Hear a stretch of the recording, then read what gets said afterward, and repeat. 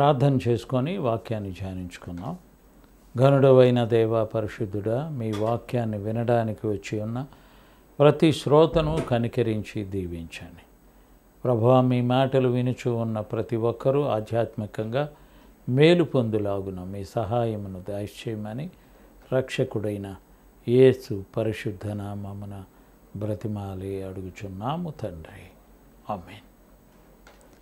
ఈ రోజున మనము నేర్చుకునేటువంటి అంశం ఏంటంటే, దేవుడు చేసి ఉన్నటువంటి ప్రారంభ సృష్టిని ఆలోచిస్తూ ఉన్నామండి. ప్రారంభ సృష్టి, తర్వాత సృష్టి అని కాదు, దేవుడు సృష్టికర్త అని అందరికీ తెలుసండి.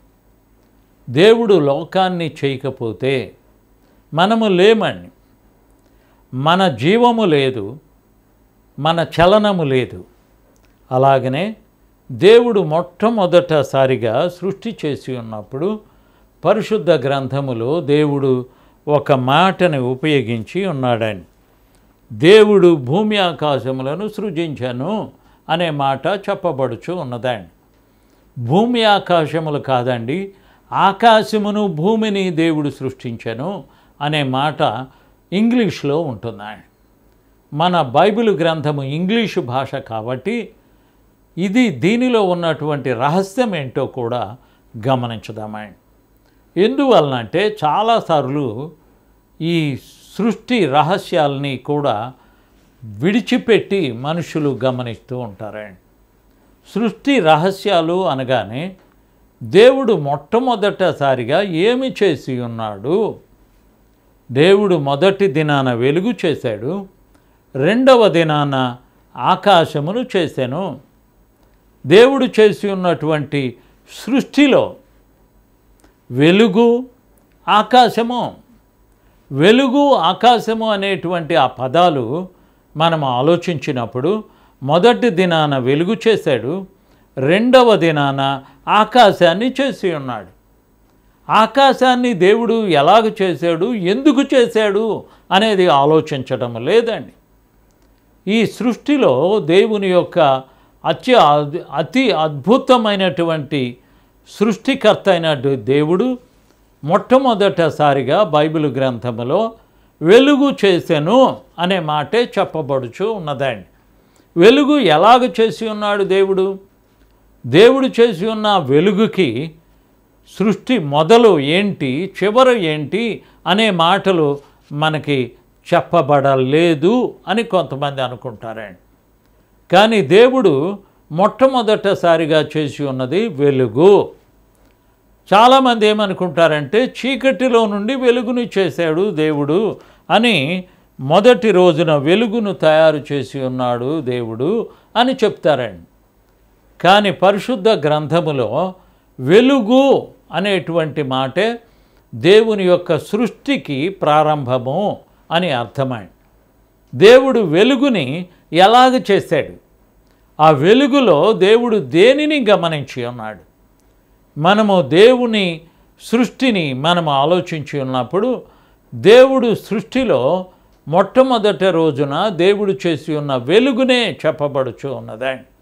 చీకటిలో నుండి, అందుకనే అగాధ జలములలో నుండి దేవుడు వెలుగు కలుగునను పలుకగా వెలుగు కలిగెను అనే మాటే మనం తెలుగు బైబిల్లో చూస్తూ ఉన్నామండి.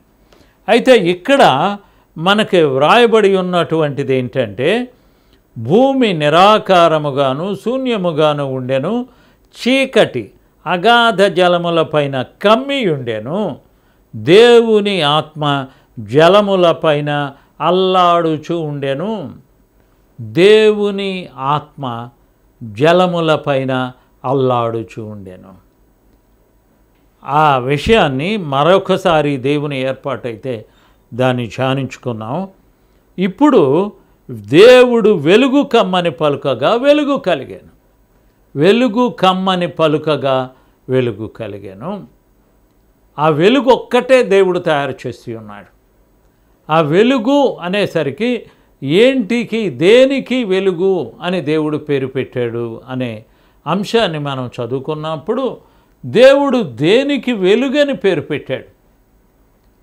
పరిశుద్ధ గ్రంథములో చాలా లోతైనటువంటి భావనలను మనం ఆలోచించి ఉన్నప్పుడు వెలుగుని దేవుడు ఎలాగ చేసి ఉన్నాడు, వెలుగు కమ్మని పలుకగా వెలుగు కలిగెను అనే మాటే మనం చూస్తూ ఉన్నాం.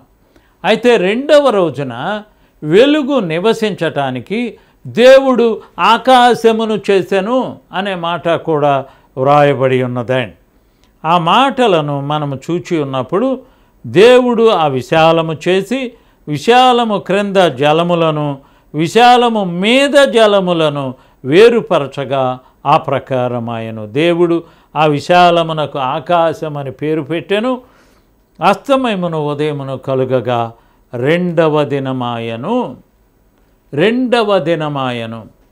ఆకాశము అలాగనే రెండవ రోజున దేవుడు వెలుగు నివసించటానికి ఆకాశాన్ని ఎందుకు చేశాడు? ప్రతి ఒక్కరము కూడా మనం ప్రశ్నలు వేసుకుంటా వస్తే ప్రశ్నల సమాధానము కూడా దేవుడే చెప్పి ఉన్నాడు. దేవుని యొక్క సృష్టిలో మొట్టమొదటిసారిగా దేవుడు వెలుగును చేసి ఉన్నాడు. ఆ వెలుగు ఉండడానికి ఆకాశాన్ని దేవుడు చేసి ఉన్నాడు. దేవుడు చేసి ఉన్న వెలుగు ఆకాశం యొక్క సృష్టే మనము ఆది సృష్టిగా భావించవలసి ఉన్నాము. ఆది కాలములో దేవుడు చేసి ఉన్నటువంటి సృష్టి రహస్యాన్ని మనుష్యుడు పరిశీలించి ఉన్నప్పుడు దేవుడు చేసి ఉన్న వెలుగు, దేవుడు చేసి ఉన్న ఆకాశాన్ని మనం చూస్తున్నాం. ఆకాశాన్ని ఎంత ఎత్తున్నదో ఎప్పుడైనా గమనించామా? ఆకాశంలో ఎవరున్నారో మనం ఎప్పుడైనా ఆలోచించి ఉన్నామా? అది మానవ జ్ఞానానికి అందనటువంటి విషయంగా మనం పరిశుద్ధ గ్రంథాన్ని గమనించవలసి ఉన్నామా? ఆకాశములో ఆకాశాన్ని చూస్తున్నాం, కానీ ఆకాశములో ఏమున్నది? ఆకాశములో ఏమున్నది అని చదివినప్పుడు బైబిల్ గ్రంథములో యెషయా గ్రంథము 57వ అధ్యాయములో ఒక మాట చెప్పబడుచు ఉన్నదండి. ఆ 57వ అధ్యాయములో ఉన్నటువంటి ఆ మర్మము యొక్క రహస్యాన్ని మనం చదివినప్పుడు 57వ అధ్యాయము 15వ వచనంలో మహాఘనుడును మహోన్నతుడును పరిశుద్ధుడును నిత్య నివాసి అయిన వాడు ఇలాగు సెలవిచ్చుచూ ఉన్నాడు, నేను మహా ఉన్నతమైన పరిశుద్ధ స్థలములలో నివసించువాడను. మహా ఉన్నతమైన పరిశుద్ధ స్థలములో నివసించువాడను. మహా ఉన్నతమైన పరిశుద్ధ స్థలములో నివసించువాడను. మహా ఉన్నతమైన పరిశుద్ధ స్థలము ఏది? ఆకాశమే. దేవుడు ఆకాశములో నివసిస్తాడు అని మనం చదువుకోవడానికి దేవుడు ఈ మాటలు చెప్పాడని. అయినను వినయము గల వారి ప్రాణమును ఉజ్జీవింప చేయుటకును, నలిగిన వారి ప్రాణమును ఉజ్జీవింప చేయుటకును, వినయము గల వారి యొద్దను దీన మనస్సు కలవారి యొద్దను నివసించుచూ ఉన్నాను. రెండు దేవుని యొక్క ప్రాంతాలు ఉన్నవాడిని.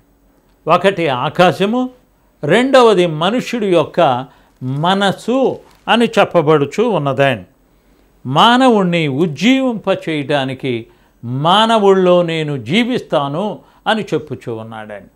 అది ఎప్పుడైనా ఆలోచించామా? నీలో నాలో ప్రతి ఒక్కరిలో దేవుడు నివసించటానికి వస్తూ ఉన్నాడు అనేది తెలుసుకొనవలసి ఉన్నామండి.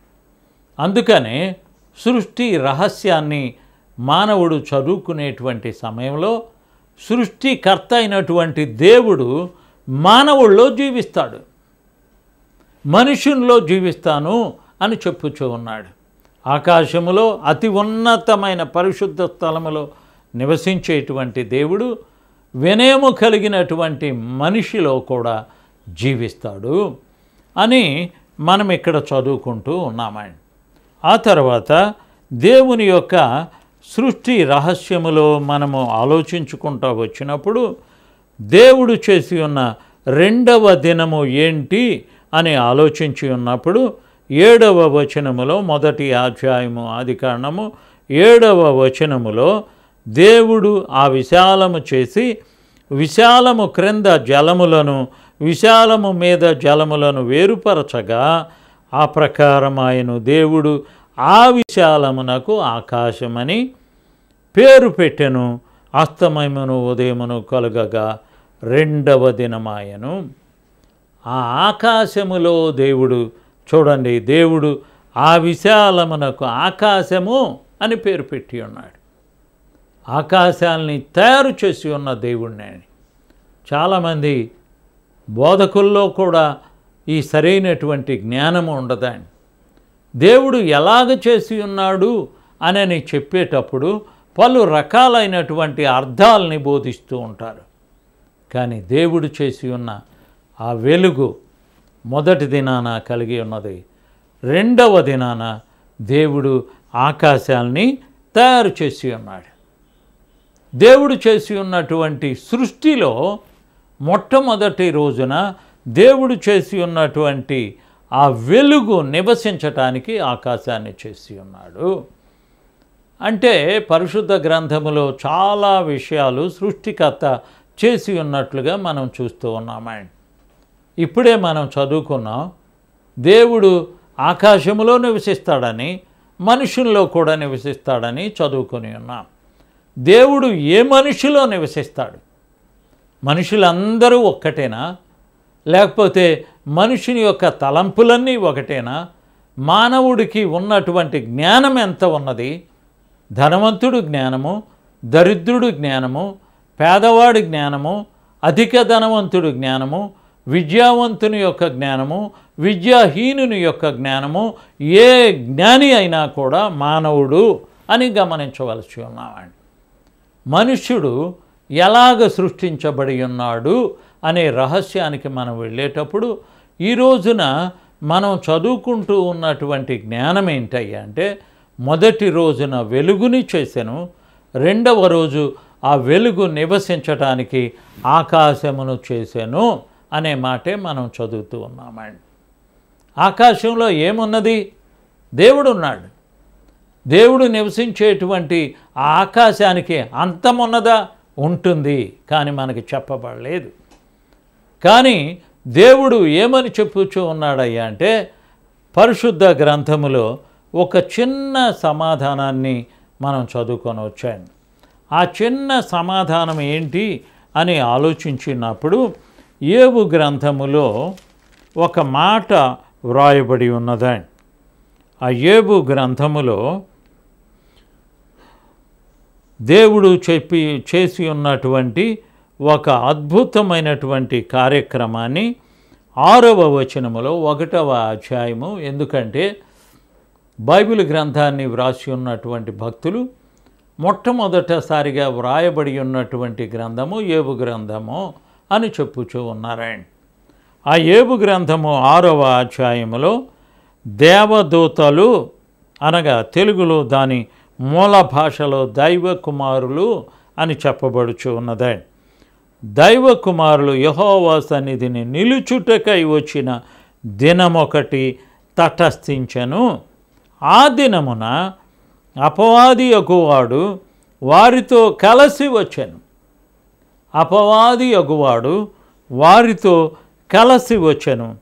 యెహోవా నీవు ఎక్కడ నుండి వచ్చితివని వానిని అడుగగా, అపవాది భూమి మీద ఇటు అటు తిరుగులాడుచు అందులో సంచరించుచూ వచ్చితినని యెహోవాకు ప్రత్యుత్తరం ఇచ్చెను.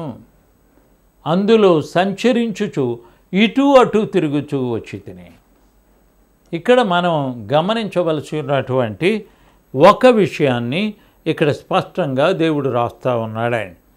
దేవదూతలు యెహోవా సన్నిధిని నిలుచుటకై వచ్చిన దినమొకటి తటస్థించెను. దేవదూతలు దేవుని సన్నిధానములో నిలబడేటువంటి దినం ఒకటి తటస్థించెను అని మనం తెలుగులో చదువుకోవచ్చండి. దేవదూతలందరూ కూడా దేవుని సన్నిధానములో నిలిచేటువంటి సమయం ఒకటి వచ్చినప్పుడు ఆ సమయమున ఆ దినమున అపవాది అగువాడు వారితో కలిసి వచ్చెను. అపవాది అగువాడు వారితో కలిసి వచ్చాను. ఎవరితో కలిసి వచ్చాడు? దేవుని కుమారులు. క్రింద ఒక మాట ఉన్నదాన్ని, దైవ కుమారులు అనగానే దేవుని కుమారులు అనే అర్థమండి. దేవుని కుమారులందరికీ కూడా ఒక చోట ఏర్పాటు చేసి ఉన్నాడండి దేవుడు. ఆ చోటుని ఇక్కడ వివరంగా చెప్పబడి ఉన్న మాటలు ఏంటంటే, యెహోవా సన్నిధిని నిలుచుటకై వచ్చిన దినమొకటి తటస్థించెను. యెహోవా సన్నిధిని నిలుచుటకై వచ్చి ఉన్న దినము. దేవుని సన్నిధానములోనికి దేవదూతలందరూ కూడా, అనగా దేవుని కుమారులైనటువంటి వారు నిలబడేటువంటి సమయాన్ని ఇక్కడ వ్రాస్తూ ఉన్నాడండి. దేవదూతలందరూ కూడా ఒక దినాన దేవుని సన్నిధానంలో తటస్థించినప్పుడు అపవాది అయినటువంటి వాడు కూడా అక్కడికి వచ్చి ఉన్నాడు. చాలామంది గమనించవలసిన విషయం ఏంటంటే, చాలా తొందరగా, చాలా సమయము లేనట్లుగా, తర్వాత జవాబు లేనట్లుగా సమాధానాలు చెప్తూ ఉంటారండి. ఆ జవాబు లేనటువంటి సమయాలు ఏంటి అని అంటే, చచ్చిపోయిన మనుష్యుడు వెంటనే దేవుని రాజ్యంలోకి వెళతారు అని చెప్పుతూ ఉంటారండి. చనిపోయిన మనుష్యుడు దేవుని దగ్గరికి వెళతారు అని చెప్తూ ఉంటారండి. దేవుని దగ్గరికి వెళ్ళని మనుష్యుడు భూమి మీద దయ్యాల్లాగా తిరుగుతారు అని చెప్పుతూ ఉంటారు. ఇవన్నీ అబద్ధమండి. ఎందుకంటే మనుష్యుడు శరీరముతో జీవించినప్పుడు జ్ఞానిగా ఉన్నాడు. ఆ జ్ఞాని అయినటువంటి మనుషునితోనే యోబు గ్రంథం అంతా కూడా చెప్పబడుచు ఉన్నదండి. చిన్నప్పుడే యోబు తల్లి గర్భములో నుండి వచ్చి ఉన్నాడు. చివరికి యోబు గ్రంథము చివరి అధ్యాయములో చెప్పబడి ఉన్నటువంటి అంశం ఏంటంటే, యోబు కూడా తన జీవితాన్ని ముగించుకొని వెళ్ళి ఉన్నాడు. 42వ అధ్యాయము 15వ వచనములో, ఆ దేశమందంతటను యోబు కుమార్తెలంత సౌందర్యవంతులు కనబడలేదు. వారి తండ్రి వారి సహోదరులతో పాటు వారికి స్వాస్థ్యమును ఇచ్చెను. అటు తర్వాత యోబు 140 సంవత్సరములు బ్రతికి తన కుమారులను కుమారుల కుమారులను 4 తరముల వరకు చూచెను. పిమ్మట యోబు కాలము నిండిన వృద్ధుడై మృతి పొందెను. కాలమున నిండిన వృద్ధుడై మృతి పొందెను. కాబట్టి మనము ఆలోచించుకున్నాం, యోబు యొక్క చరిత్రని మనము చూచి ఉన్నప్పుడు, యోబు సందర్భంలో దేవుని సన్నిధానములో నిలబడినటువంటి దూతలు దేవుని దగ్గర సమావేశమై ఉన్నారు. అందుకనే ఇక్కడ వివరంగా చెప్పబడి ఉన్నటువంటి మాట ఏంటంటే, దేవకుమారులు అని చెప్పబడి ఉన్నదండి. దానికి తెలుగులో దైవ కుమారులు అని చెప్పుచూ ఉన్నారండి. దేవుని కుమారులైనటువంటి వాళ్ళు ఎలాగా దేవుని సన్నిధానములో ఉన్నారంటే, యెహోవా సన్నిధిని నిలుచుటకై వచ్చిన దినమొకటి తటస్థించెను. దేవుని కుమారులు ఎక్కడ ఉన్నారు? దేవుని దగ్గర ఉన్నారు. దేవుని కుమారులు ఎక్కడ ఉంటారు? దేవుని సన్నిధానములో ఉంటారు. వాళ్ళు చేసేటువంటి పనేంటి అనేది మనం మరొకసారి చదువుకుందామండి. దేవుని దగ్గర ఉన్నటువంటి దేవుని కుమారులు ఎక్కడెక్కడ తిరుగుతున్నారు? వారు ఏ రూపంలో తిరుగుతూ ఉన్నారు? దేవుని కుమారులు అని చెప్పబడి ఉన్నటువంటి ఈ గ్రంథములో ఉన్న సారాంశము ఏమై ఉన్నది అనేది గమనించవలసి ఉన్నారు. దేవుని కుమారులు అనే మాట మనకి స్పష్టంగా చెప్పబడుచు ఉన్నదండి. యెహోవా సన్నిధిలో దేవుని కుమారులు సమావేశమైనట్లుగా చెప్పబడుచు ఉన్నదండి. దేవుని కుమారులు దేవుని సన్నిధానములో ఎక్కడ ఉన్నారు? దేవుని సన్నిధి ఎక్కడ? దేవుడు చేసి ఉన్నటువంటి ఆ వెలుగు రహస్యం ఏమై ఉన్నది అనేది మనం ఒకసారి ఆలోచించుకుందామండి. దేవుడు చేసి ఉన్న మొట్టమొదట సృష్టే వెలుగు. దేవుడు చేసి ఉన్నటువంటి మహిమే వెలుగు. దేవుని యొక్క కాంతిలో మానవుడు జీవించలేడు. దేవుని యొక్క మహిమలో దేవదూతలు తప్ప మానవుడు ఎవ్వరు కూడా నివసించలేడు. ఎందువలనంటే పాపము చేసి ఉన్నటువంటి మనుష్యుడు కాబట్టి, పాపి అయినటువంటి మనుష్యుణ్ణి రక్షించటానికే యేసు ప్రభువారు భూమి మీద జన్మించి ఉన్నాడు. అయితే మరి ఒక సమస్య కూడా వస్తుంది. యేసు ప్రభువారి యొక్క తల్లి ఎవరు, తండ్రి ఎవరు అనేటువంటి మాట కూడా చాలామందికి అర్థం కాకుండా వ్యర్థమైనటువంటి సంభాషణతో అడుగుతూ ఉంటారు. ప్రభువు యొక్క తల్లి కన్య అయినటువంటి మరియా, తండ్రి పరిశుద్ధాత్మ వలన ఆమె గర్భవతి ఆయను అనేటువంటి మాట చెప్పబడుచు ఉన్నదండి. పరిశుద్ధాత్ముడిని ఎప్పుడైనా చూచామా? పరిశుద్ధాత్మ అనేటువంటి ఆ మాటకు అర్థం ఏంటి అనేది ఆలోచించినప్పుడు మన ప్రశ్నలన్నింటికీ కూడా సమాధానం వస్తున్నాయండి. దేవుని వలన ఆమె గర్భవతి ఆయను, దేవుని వలన ఎలాగవుతున్నది అని ఆలోచించినప్పుడు దేవుని ఆత్మ వలన. చాలామంది వైద్యులకి అర్థం కానటువంటి విషయం ఏంటంటే, దయ్యం పట్టినటువంటి అతని దగ్గరికి తీసుకెళ్తే సమాధానం ఏమీ లేదండి, మత్తు మందు ఇచ్చి పండుకోబెడతారండి. మత్తు మందు తప్ప అతనికి సమాధానం ఉండదండి. కారణం ఏంటంటే, ఆ మత్తులో నుండి విడిపించగలిగి ఉన్నటువంటి శక్తి ఒక దేవుని దగ్గరే ఉన్నదండి. ఆ మత్తు ఏంటయ్యా అంటే, దానిలో మనుషుడు నిద్రపోతాడు, తనకేమీ తెలియదని మాత్రమే చెప్పగలడు. కానీ కొంతమంది భక్తులైతే, నేను దేవుని రాజ్యంలోనికి వెళ్ళాను, దేవుడు నాకు ఫలాంది చూపించాడు అని చెప్పుచూ ఉంటారు. సంతోషము, వాళ్ళు ధన్యులు అని కూడా నేను చెప్పగలను. ఎందుకంటే మానవుని రహస్యాలన్నీ కూడా దేవుని దగ్గరే ఉన్నాయండి. ఆ దేవుడు కొంతమంది, కొద్ది మంది అండి మాత్రమే అవకాశం ఇస్తాడండి.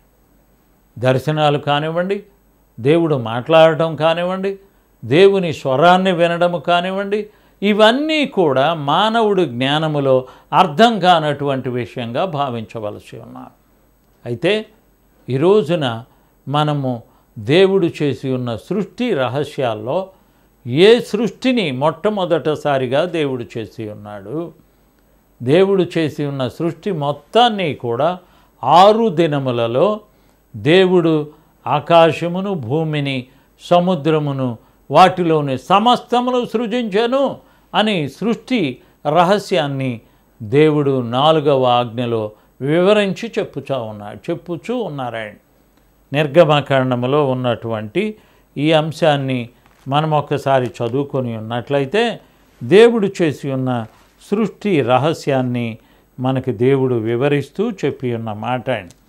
నిర్గమకాండము 20వ అధ్యాయము 8వ వచనంలో, విశ్రాంతి దినమును పరిశుద్ధముగా ఆచరించుటకు జ్ఞాపకం ఉంచుకొనుము. 6 దినములు నీవు కష్టపడి నీ పని అంతయు చేయవలను. 7వ దినము నీ దేవుడైన యెహోవాకు విశ్రాంతి దినము. దానిలో నీవైనను, నీ కుమారుడైనను, నీ కుమార్తె అయినను, నీ దాసుడైనను, నీ దాసి అయినను, నీ పశువైనను, నీ ఇండ్లలోనున్న పరదేశి అయినను ఏ పనియు చేయకూడదు. 6 దినములలో యెహోవా ఆకాశమును, భూమియు, సముద్రమును, వాటిలోని సమస్తమును సృజించి 7వ దినమున విశ్రమించెను. అందుచేత యెహోవా విశ్రాంతి దినమును ఆశీర్వదించి దానిని పరిశుద్ధపరచెను. 6 దినాల్లో దేవుడు సృష్టి చేసి ఉన్నాడు. ఏమి చేసి ఉన్నాడు అనేది మనం ఆలోచించే కంటే, ఆయన సృష్టికర్త కనుక ఆయన మాటతో ఏమి చేసి ఉన్నాడు అనేటువంటిది మన జ్ఞానానికి అందనటువంటి విషయమండి. మానవుడి జ్ఞానానికి అందదాన్ని, దానికి సమాధానం చెప్పలేడని. దేవుడు చేసి ఉన్న సృష్టిలో మొట్టమొదటి రోజున వెలుగును చేసి ఉన్నారు, 2వ రోజున ఆకాశాన్ని చేసి ఉన్నాడు.